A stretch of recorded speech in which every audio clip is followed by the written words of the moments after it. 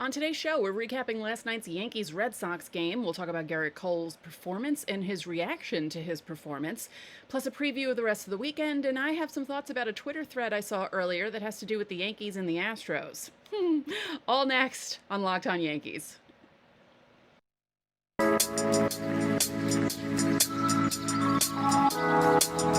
You are Locked On Yankees, your daily New York Yankees podcast. Part of the Locked On Podcast Network, your team every day.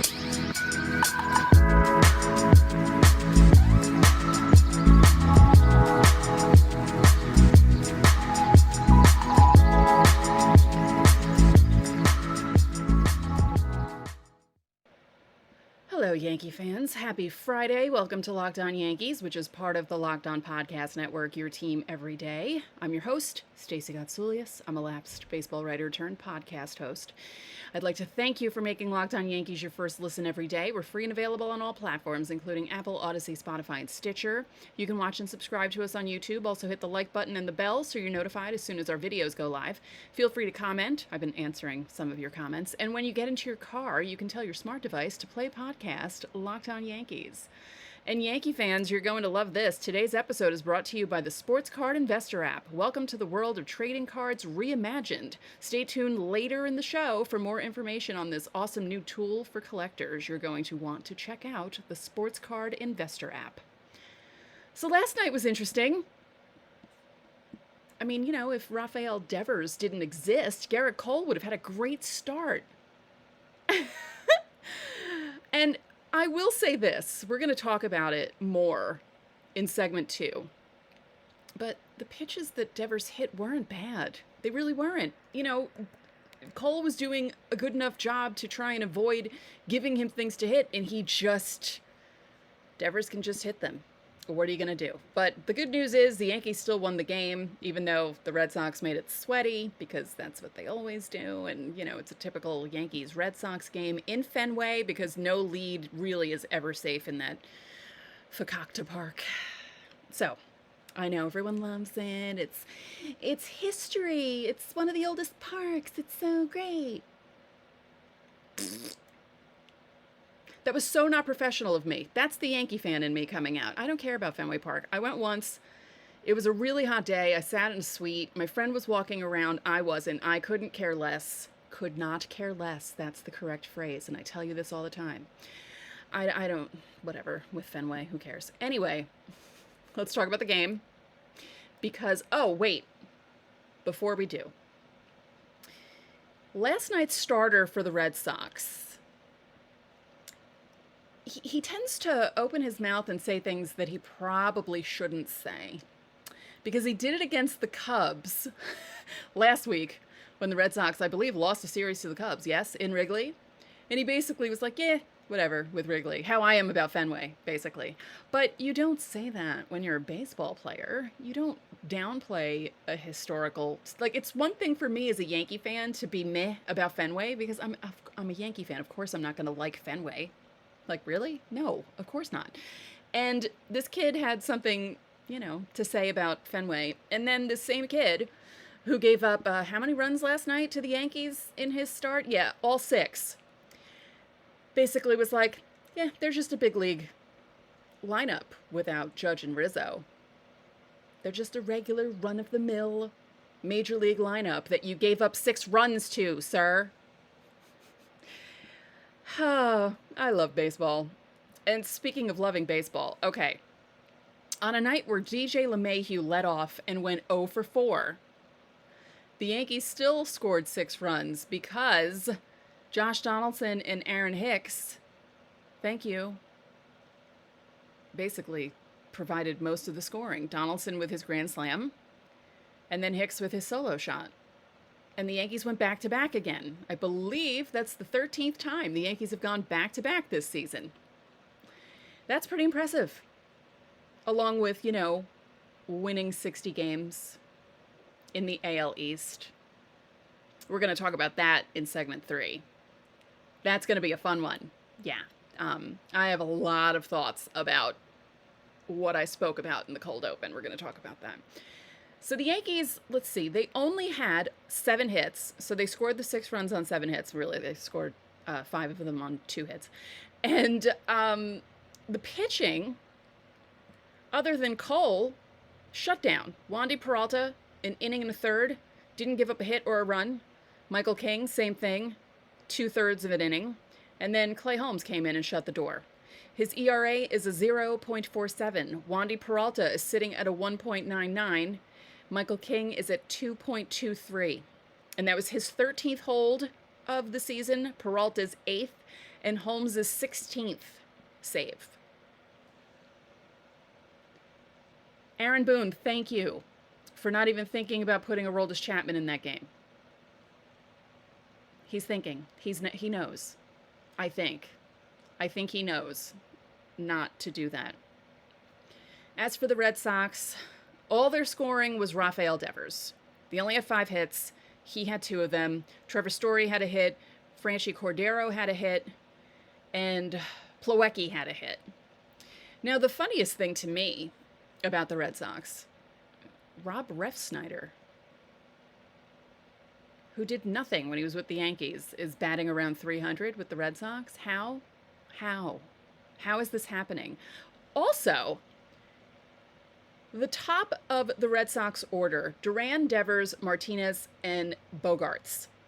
309, 330, 307, 311. And for the most part, most of the guys in the lineup are hitting pretty well. Jackie Bradley Jr. is at 211 and Trevor Story's at 225, but Refsnyder is at 296. Cordero's at 254. 254 is not terrible. And, well, all right, Plawecki is 160. He's the worst. But when you compare it to the Yankees' batting averages, and I know I always poo-poo batting averages because no one really looks at them anymore. But if you look at their batting averages compared to the Yankees, like if you just went by batting average, if you were one of those people, you would think that the Red Sox had won 60 games and that they were, 14 ahead of the second place team, but they're not. It's very weird. It's a very strange season. But this is happening because of the Yankees and their home runs. It may be annoying that a lot of their offense is just on the home run, but, sometimes that's how it happens, and sometimes that's how it has to happen, and that's how it had to happen last night. But the Red Sox only offense was on a home run, 2 of them from the same guy, which we'll get into in segment 2 when we talk about Gerrit Cole's performance. But first, welcome to the world of sports cards reimagined. The Sports Card Investor app is the hobby's most powerful resource. Quickly check the value of your favorite cards, find great deals, and profit from the hobby you love. Available completely free in the Google Play and Apple App Stores, the Sports Card Investor app is a must-have for all baseball fans. You can easily browse over 630,000 cards from every sport with hundreds more added each week, plus Marvel cards.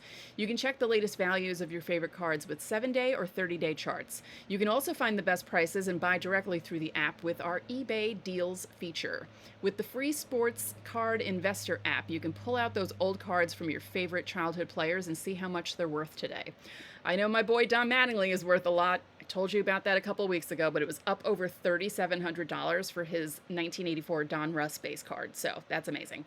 Download the Sports Card Investor app today. It's available for free in the Google Play and Apple App Stores, or go to sportsinvestor.com/lockedon. Thank you for making Locked On Yankees your first listen every day. We're free and available on all platforms.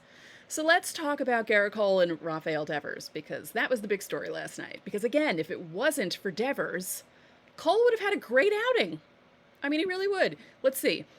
6 innings, 5 hits, 5 runs, 3 walks, 7 strikeouts, the 2 home runs. So let's get rid of the 2 home runs. That automatically gets rid of the 5 runs, because one was a 2-run home run, the other one was the 3-run home run that made it 6-5.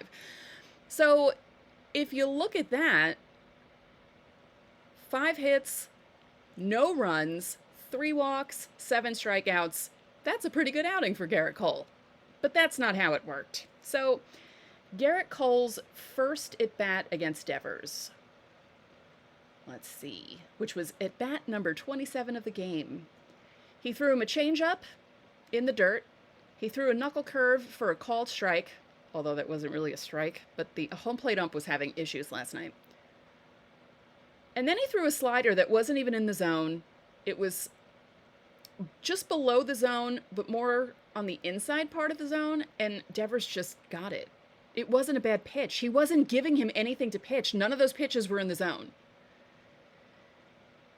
It was 89.6 miles per hour. It was a slider, and Devers deposited it into the seats. And then, at bat number 46 of the game, he threw a four-seam fastball for a ball below the zone, and then he threw a changeup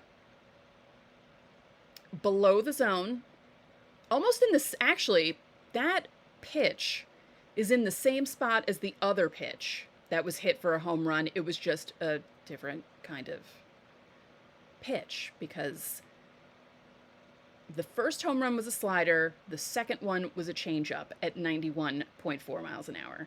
So the key to Garrett Cole pitching to Rafael Devers, don't throw it low.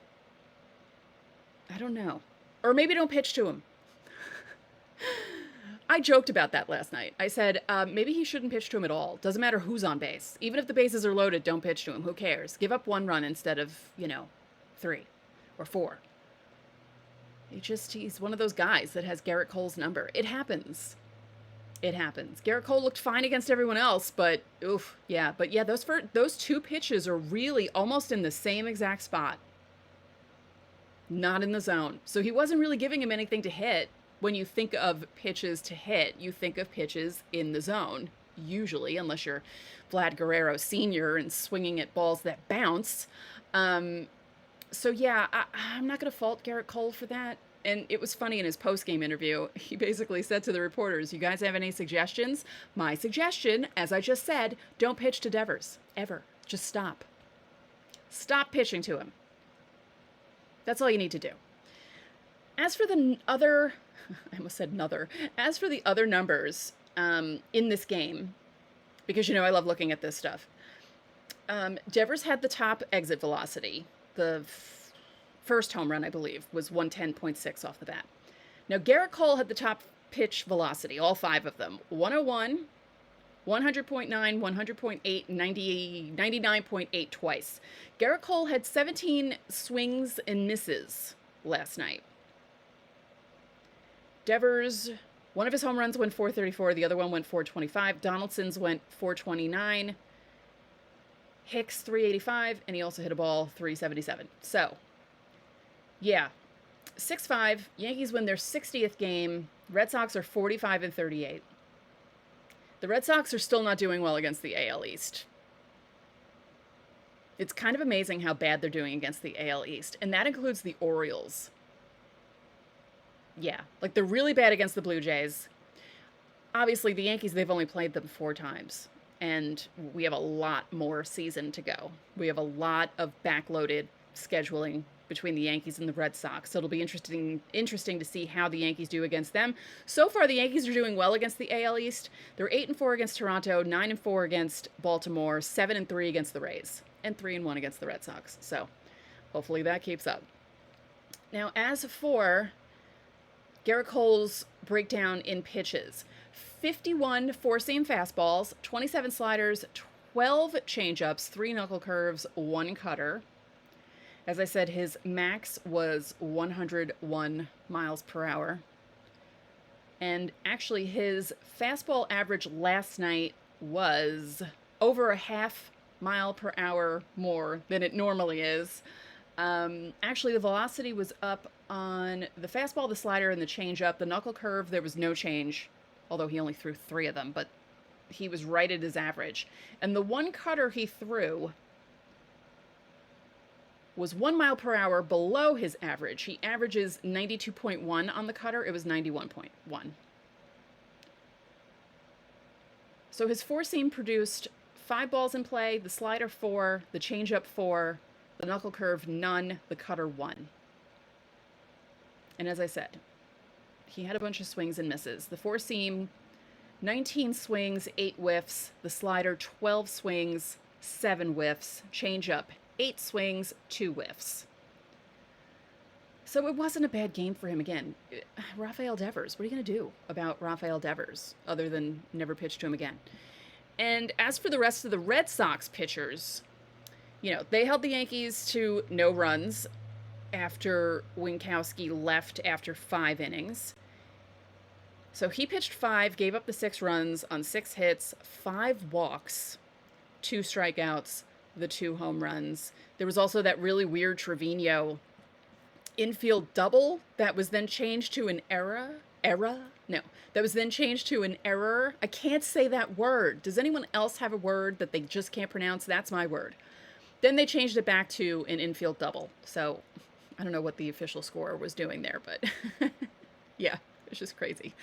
So quickly, let's preview, because we didn't get to do this yesterday because the Red Sox did not have their pitching matchups for Friday and Saturday. So tonight, Nestor Cortes against Connor Seabold.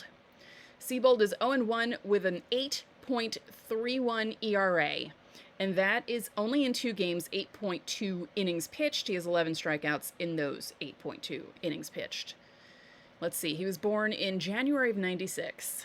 That doesn't make me feel old at all. Nestor Cortes, 7-3 with a 2.44 ERA. We know all about Nestor Cortes. He rebounded nicely in his last outing. Hopefully that will continue. And then Saturday is still TBD for the Red Sox. We still don't know who's pitching for them. And as I said yesterday, on Sunday it's Tyone and Pivetta. So Saturday is Montgomery against who knows. And that's a Fox game. Tonight is an Amazon Prime game. And Sunday is an ESPN game. So it's going to be a typical Yankees-Red Sox weekend. Expect craziness like last night. It wasn't that crazy, but it was crazy enough. And yeah, it's just going to be typical Yankees-Red Sox madness. Now, in a moment, I'm going to go through this tweet thread that slightly annoyed me, and I'm going to give you some facts that I wanted to clap back at this Twitter account, but I decided not to because I was trying to be zen today. We'll see how that works. But first, from the people who invented Healthy and Tasty comes the latest gift to your taste buds. You've probably tried the amazing Coconut Brownie Chunk Built Bar, but guess what? Your friends at Built have given Coconut Brownie Chunk the Puffs treatment. Coconut Brownie Chunk is one of my favorite flavors. It's a rare one, and you have to get it. I'm telling you right now. Oh my goodness. And if it's in a puff flavor, forget it. Okay. Puffs are marshmallows covered in chocolate.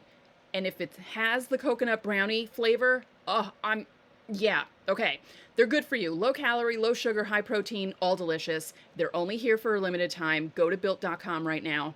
Make sure you don't miss out on them. I'm not even kidding you. I'm telling you. I know people think I'm lying, but I have had people message me on Facebook and say they've bought Built bars because of me and that they like them. The best part about Built bars, they taste amazing, but you can enjoy them guilt-free because they're actually good for you. They're the perfect treat for when you have a craving, you need to satisfy your sweet tooth, or you need a quick, healthy snack. I eat them usually either after I work out or just before I work out. So go to Built.com, use our promo code LOCK15 and get 15% off your order. Get the Coconut Brownie Chunk Puffs now. Get them now. As I said, they're limited. Again, use our promo code LOCKed15. And I know people think I'm lying. I'm not lying. Built Bar is unbelievable. And the Coconut Brownie Chunk, I got them when they first came out, the bars, and my mom had one. She stole one from me, and she was like, this is one of the best things I've ever had. So, yeah, they're really good. So let's talk about this Twitter thread that got me annoyed this morning, even though they tweeted it out yesterday. I guess I missed it. Okay.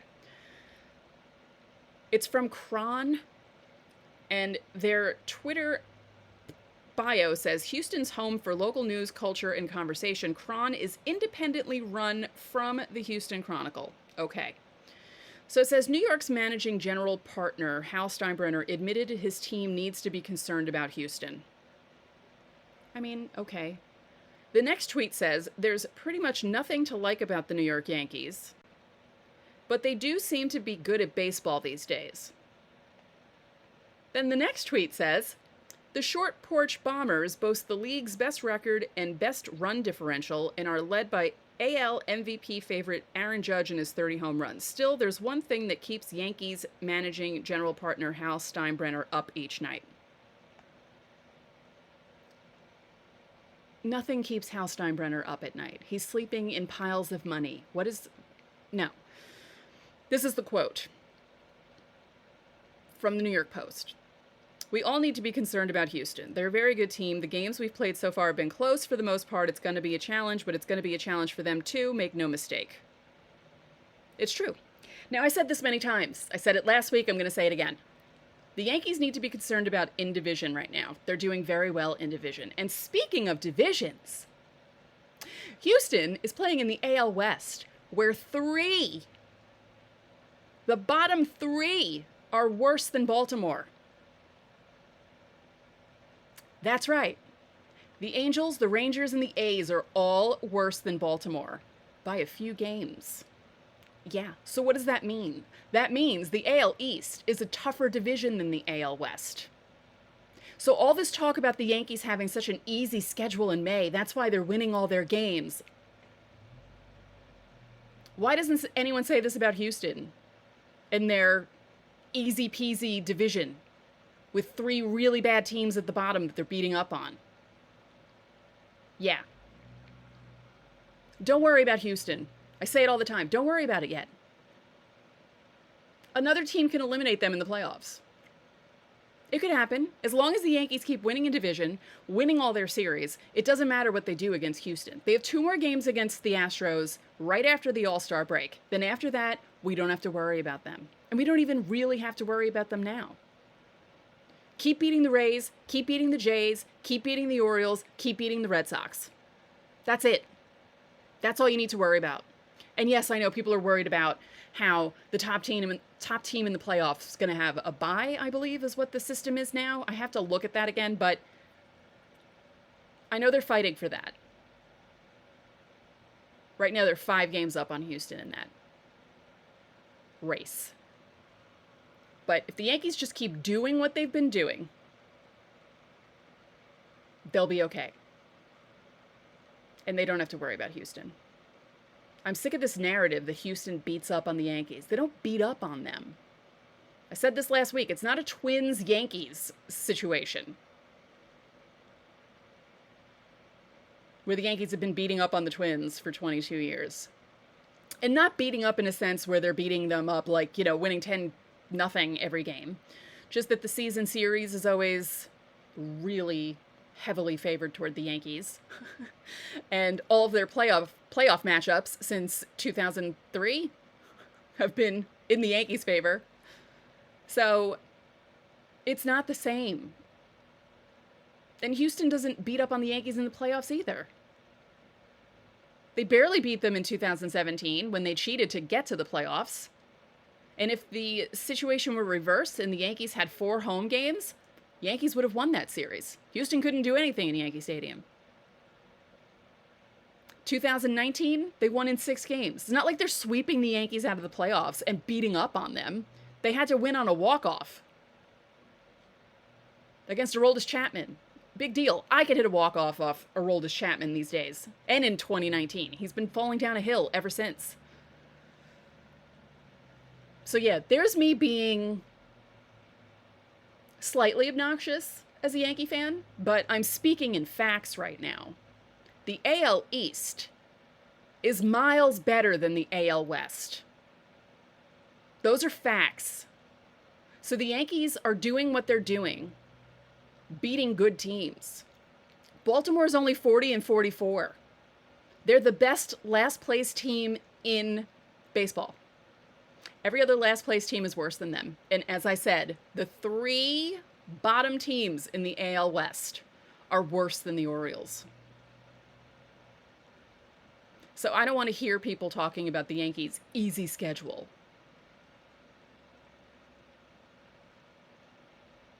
You're driving me crazy when you do that sort of thing, people. So here you go. I started ranting. Are you excited? Because I haven't had anything really to rant about. The last time I had a true rant, and it wasn't even a rant like this, was when the Yankees dropped that series to Baltimore Easter weekend. That's a long time ago. That's a long time ago. And I would like to put out into the universe, Yankees, that I don't want to have anything to rant about at the end of this weekend after you finish your games in Fenway. So that would be great. Let's manifest good things. Like we manifested good things last night, we'll manifest them now. Nestor Cortez, please pitch well tonight. Thank you. So yeah, that thread annoyed me. And here, wait, let's talk about what I posted about last place teams. That was actually my response to that cron thread. I just didn't tag them. But people should realize what I'm talking about. Okay. So as I said, the Orioles are better than every other last place team. The Royals are 30-51. The Astros are currently beating up on the Royals this week. The A's, 28-56. The Nationals, 30-55. The Reds, 29-54.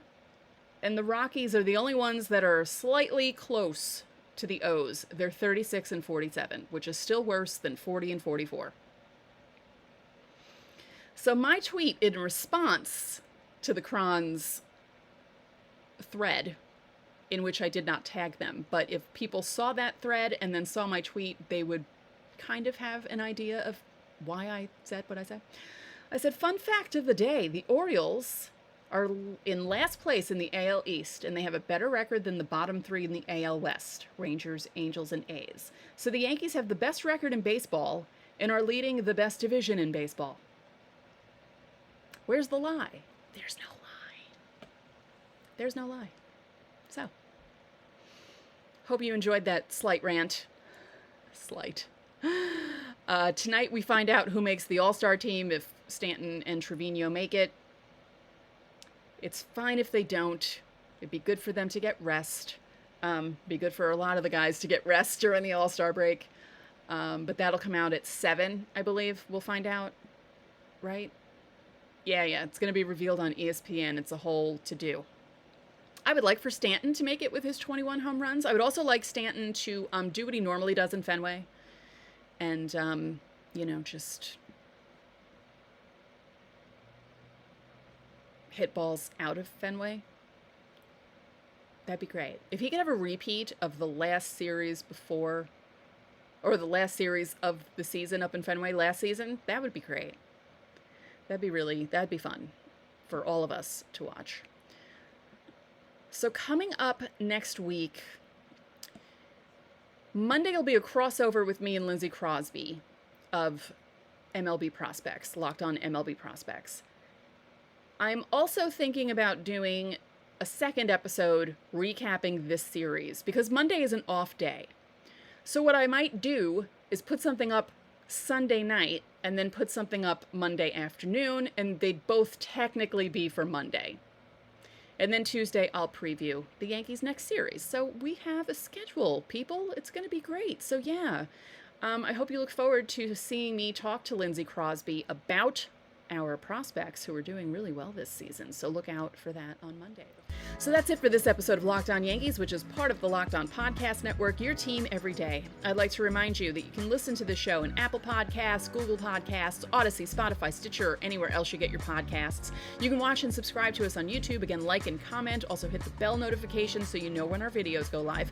And when you get into your car, tell your smart device to play podcast Locked On MLB Prospects. Make your second listen of the day Locked On MLB Prospects. Host Lindsay Crosby is a prospect encyclopedia. He's going deep on the MLB stars of tomorrow. Again, we'll be talking about the Yankees on Monday. It's free and available wherever you get your podcasts. One more thing, if you could be so kind, please rate the podcast and spread the word about this podcast to your fellow Yankee fans. We would really appreciate it. So enjoy your weekend. Go Yankees, and I'll talk to you all on Monday.